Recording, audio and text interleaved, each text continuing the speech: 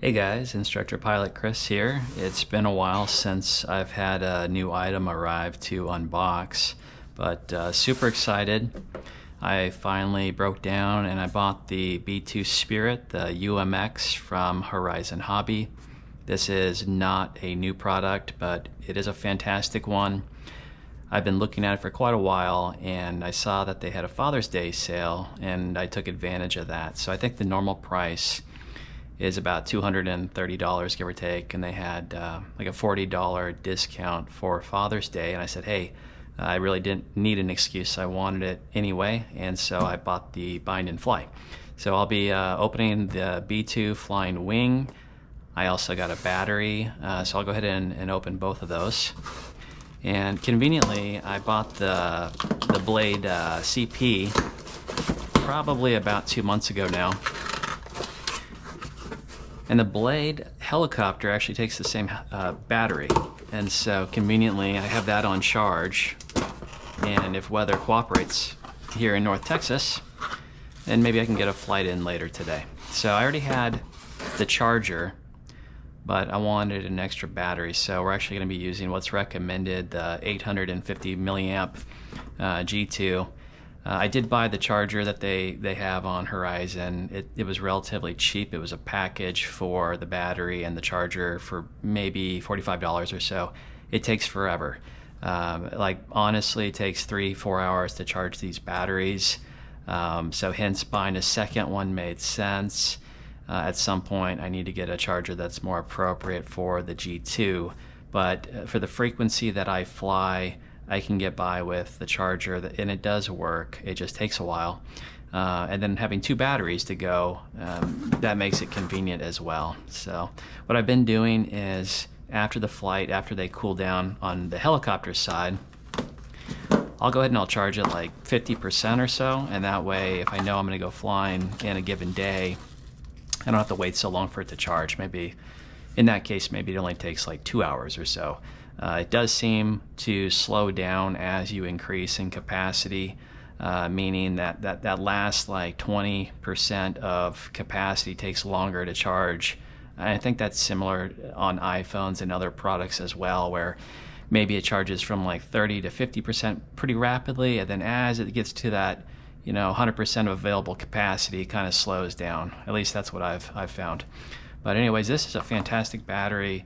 I'm getting anywhere from 5-8 minute run times on the Blade CP235 helicopter. So being that the flying wing is pretty efficient and I won't be going crazy with it, or at least I don't intend to, I anticipate pretty good run time. So anyways, this is the battery. I just wanted to show you that.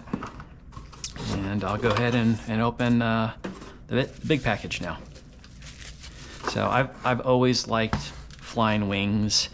Growing up in Southern California, we used to have a lot of slopes available where you could do ridge soaring, and oftentimes there would be flying wings. I don't really see those online nowadays, but there was something called a Zaggy, which was a flying wing made out of EPP foam, and you'd actually dogfight with it.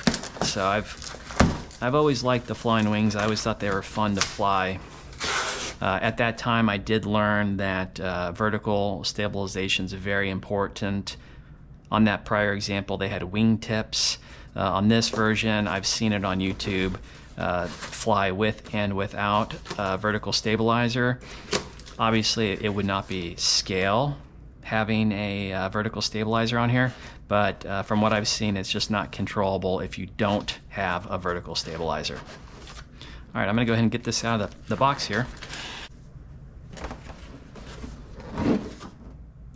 And it is beautiful. I'm already excited to open this thing up. That's something else I really appreciate for E-flite products, is that you can use the boxes as carrying cases. For that reason, my P-51, my Waco, and some other aircraft that I bought in the past are still in really good shape, primarily because they don't get hanger rash on them. I mean, oftentimes if you have a model airplane, you'll drop something on it.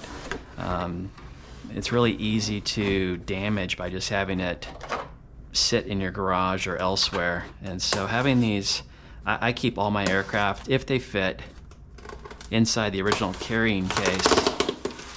The exception to that might be like my Crescendo or something where you have to tape on a horizontal or something like that, where I really don't want to take that apart very frequently. But anything like this, I imagine that I think the vertical stabilizer is a push-in, and so I would just take that off when I'm not flying it and just try to keep this thing as nice as possible. But they do a very nice job, or what appears to be a nice job, packaging this. So hopefully there's no damage.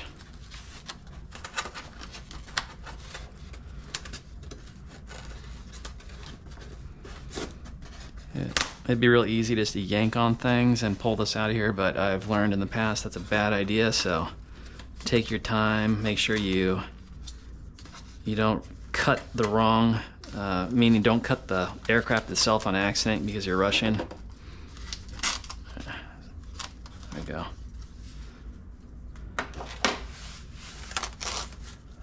Alright.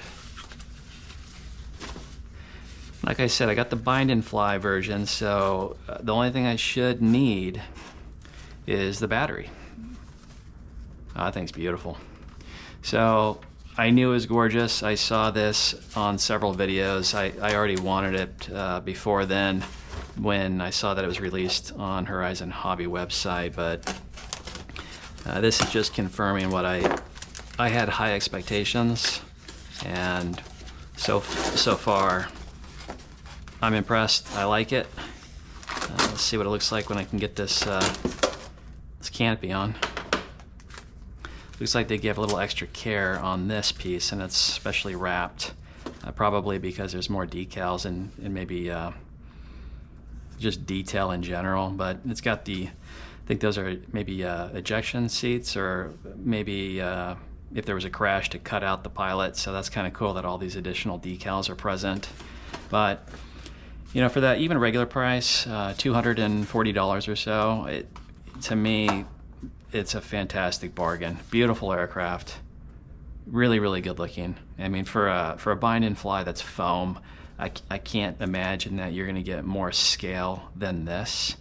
I mean, there are guys that have composite aircrafts that have you know, thousands of dollars invested, but for 200 bucks, this is a lot of fun, and I can tell you this is going to look really nice in the sky. So I have 4 servos. This is going to be where you're going to actually grip and launch the aircraft. I'm torn. It does come with the wheel assemblies, so your mains and your nose wheel. I don't believe that's steerable. It might be, but I'm torn because it looks so good without the gear, and I know that's going to be beautiful flying, but I also want to keep it looking good on display. So I'll have to give that some thought. I don't know that I'd want to land this on anything other than very fluffy, soft grass so that I don't scrape this bottom section up. But it's got, looks like maybe plywood joiner spars here is what that appears to be. Very, very nice model. I'm impressed. I can't wait to fly this later. It's got the inlet here for the 2 electric motors, and I have heard that online and it sounds fantastic. And then this appears to be where your actual vertical clear acrylic stabilizer goes. So we'll go ahead and see what else is in the box here.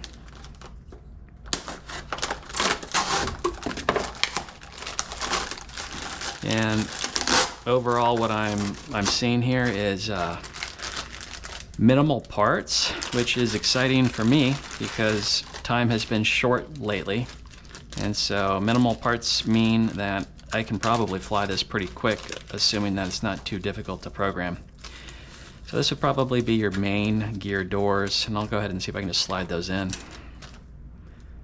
And then I got the wheels. So really, you know, the wheels and the gear doors are completely optional, and if that's something that you're not looking to install, then right out of the box it's ready to go, just like it says, bind and fly. Alright, so I'm going to assume that these are the mains. And I don't know if it matters on which way to go. It's Probably always recommended to read the instructions. I'm not going to snap that all the way in until I make sure. But okay.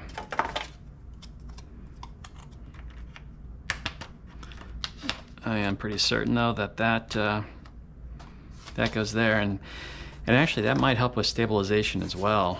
You know, with flying wings, they get really weird if you don't have a way to stabilize them vertically. They start to do like a kind of like a directional loss of control. Actually, I think there's some full-size ones during testing that crashed as well, but they start to do this weird tuck, and you can lose control real quick. So I might have the gear in just so that I have the extra fins for directional yaw control.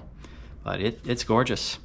There it is. So zero regrets. I have super high expectations also for the way it's going to fly, but I will film that hopefully today. Got the battery charging. Maybe some other first thoughts. This is very rigid. You know, from my prior foam combat zaggy days, those things you could kind of bend them, especially if it was EPP. This thing feels very solid.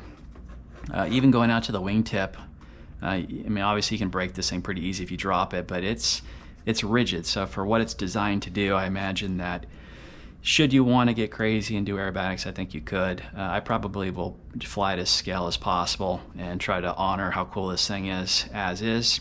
But I'll take you along for the ride. So I'd appreciate if you like and subscribe. I do have other models en route. This is the first time where life got busy, and I've had this thing sitting in my room for a week and finally had a moment to unbox it and share with you how cool this thing is.